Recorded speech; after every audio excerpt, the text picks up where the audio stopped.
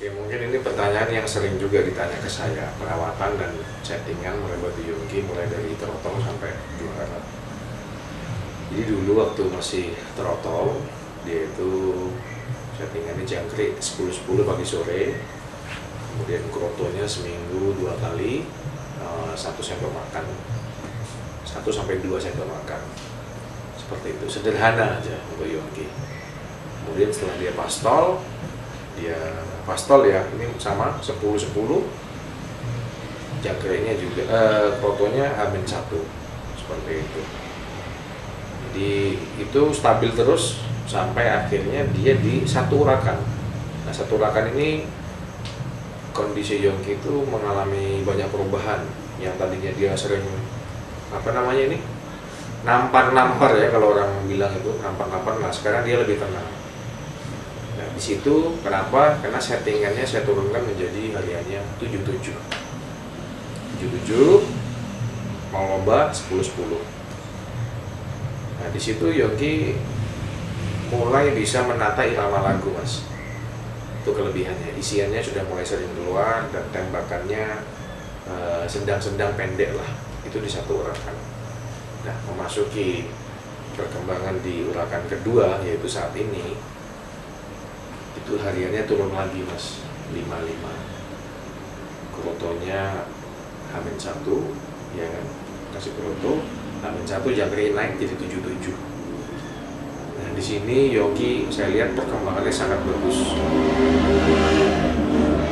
Mulai di rawatan ini, di urakan kedua ini, Yongki sudah mulai saya umbar.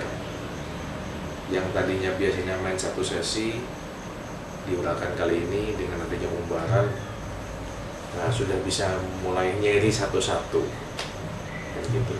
Artinya apa? Perkembangan seekor burung ini memang dari trotol, pastol, satu urakan, kedua urakan ini ada perkembangan yang signifikan.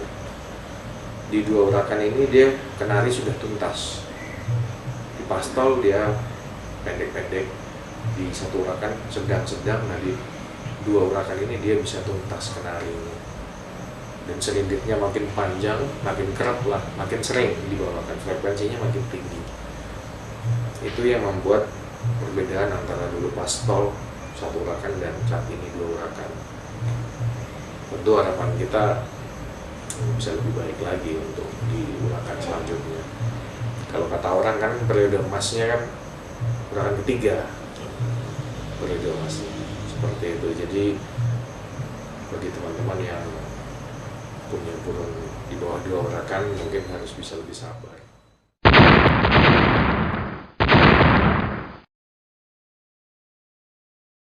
Yongki ini banyak yang bilang eksotis ya. Kalau komentarnya beberapa tokoh burung, mulai dari Pak Abah Tato, Ketua SMM, RDP Pacar, ya banyak lah orang yang lihat dia gayanya bagus. Yongki eksotis, dia juga bisa sujud, bisa juga dekan, ya kan, durasinya juga aktif lah, seperti itu, lincah. Itu sih yang orang-orang bilang. Sejauh ini sih alhamdulillah Yongki belum pernah trouble dan juga belum pernah tidak kerja. Kalau diturunkan selalu kerja, seperti itu alhamdulillah. Cuman memang mungkin kalau pas kecapean, jadi mungkin kerja sesi 2-nya mungkin kurang optimal. Itu wajar saya kira.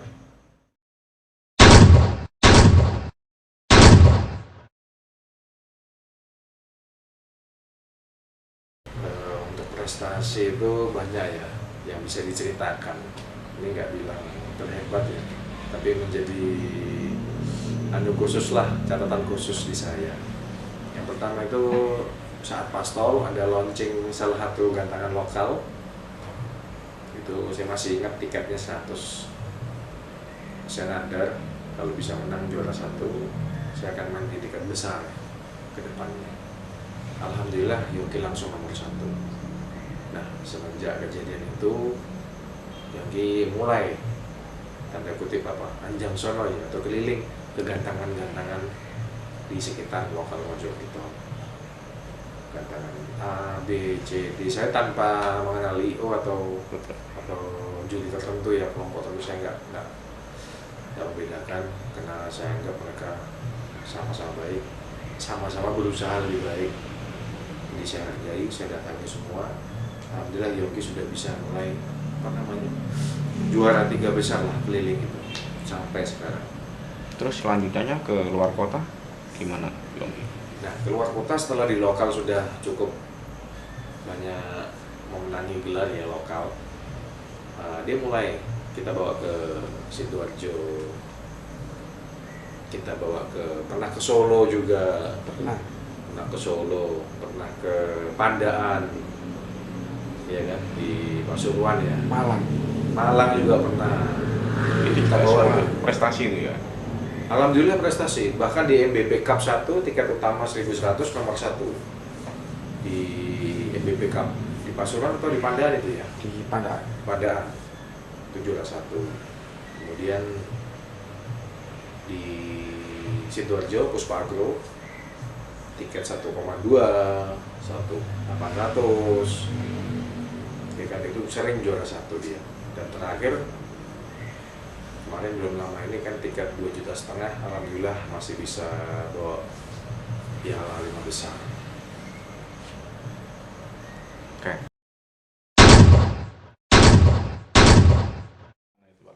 Paling bangga ya. Iya. Jadi ini bukan masalah tiket, tapi kebanggaan. Paling notable, paling dapat saya rasakan bangga itu di MBP Cup 1 tiket utama.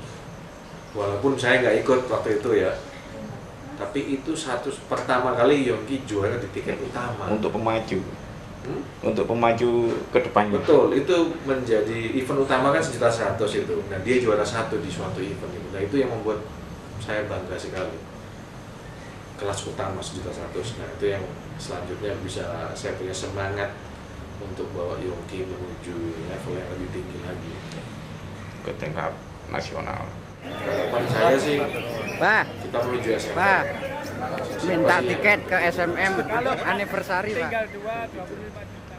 Untuk penawaran tertinggi Yongki ketika top pom bagus ada di mana itu, Bos? Ada seorang penghobi ya, itu menawar 200 juta ke Yongki. Real, ya, bukan konten ya, real. Tapi belum saya lepas, bukan saya nggak mau duit, tapi memang tadi saya ceritakan kan Yongki punya sejarah dan kenangan di hati saya. Jadi kalau sampai dimiliki orang lain, saya kira belum sampai hati lah. Nah, emang skill Yongki itu apa sih, Bosku? Skill Yongki yang utama? Yang utama ya? Iya. Yang paling saya senang itu dari Yongki itu satu, durasi kerja, ya, kemudian gaya. Itu paduannya tuh menurut saya paling suka, durasi kerja dan gaya, dan isian materinya. Itu memang ini selera ya, kita nggak bisa ngomong nih, sekali lagi ini selera. Isiannya itu nada tinggi, gitu loh Pak. Jadi kalau orang-orang bilang itu apa, I ya, suara I. Tapi kalau saya bilang itu adalah nada tinggi. Yongki isinya nada tinggi semua, kayak gitu. Jadi kalau yang nada rendah atau O kayak kapas tembak lain-lain itu saya ya bagus. Cuman saya paling suka dengan nada tinggi di suatu burung. Itu keistimewaan Yongki. Mayoritas yang keluar nada tinggi. Nah, untuk Yongki, memang di rumah ada berapa burung sih, Bos? Burung yang seperti Yongki maksudnya ya? Kalau yang seperti Yongki ya gacor lah ya, saya bilang ya. Sekarang ini insya Allah tim saya Al-Afiar itu punya 3 gajo. Yongki sebagai gajo yang pertama, kemudian punya 2 pelapis, yang satu namanya Bombardir, ini mulai ganas, yang satu lagi masih tanpa nama. Memang saya dengar baru take over katanya. Baru take over belum lama, belum seminggu lah saya take over.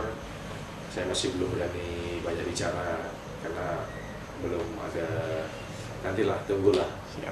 Sepak terjang yang mulai baru kita. Siap. Terus ada pesan atau tips khusus untuk teman-teman Kicomania Nusantara dalam perawatan burung dari awal sampai juara, ada nggak Bos?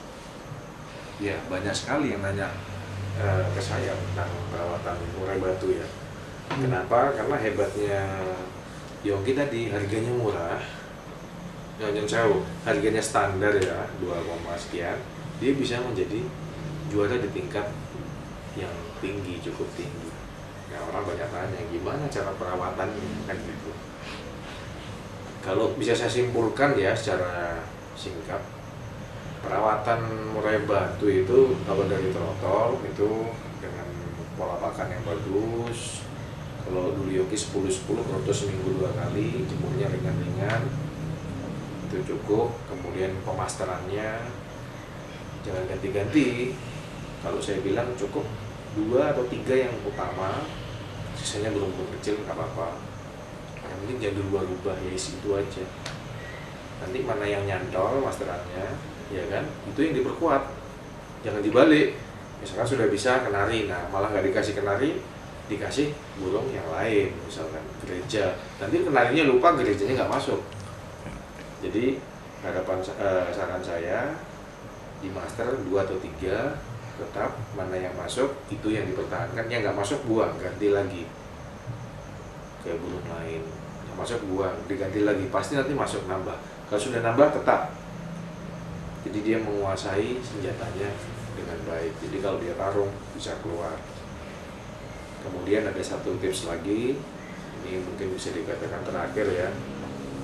Salah kaprah merawat murai trotol. Walaupun banyak yang bilang bisa dirawat beramai-ramai, tapi saya mengharuskan burung pastol saya itu sendiri. Satu rumah, satu burung. Ya kan? Maksudnya murai ya. Dia bolehlah dikelilingi masteran 2-3 burung, malah bagus. Tapi satu rumah, satu murai batu. Itu menjadi keharusan dari tim saya pribadi. Tapi monggo kalau misalkan ada teman-teman yang merasa bisa merawat beberapa murai dalam satu rumah dan juara, nah mungkin saya bisa diberikan tipsnya, Pak, nanti di komen gimana. Kita ini kan saling sharing ilmu kan. Ilmu saya mungkin belum sampai sana. Jadi yang ada sekarang yang saya lalui dan terbukti Yongki juga lumayan ya. Nah ini rahasia yang seperti itu. Semoga harapan saya ya, para perawat murai batu yang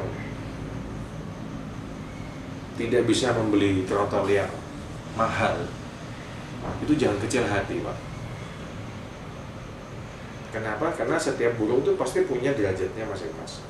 Jika dirawat dengan baik, pemasteran dengan baik, kemudian perawatan pastolnya tadi sesuai yang saya bilang sebelumnya, insya Allah burung itu masih bisa berpeluang menjadi bagus.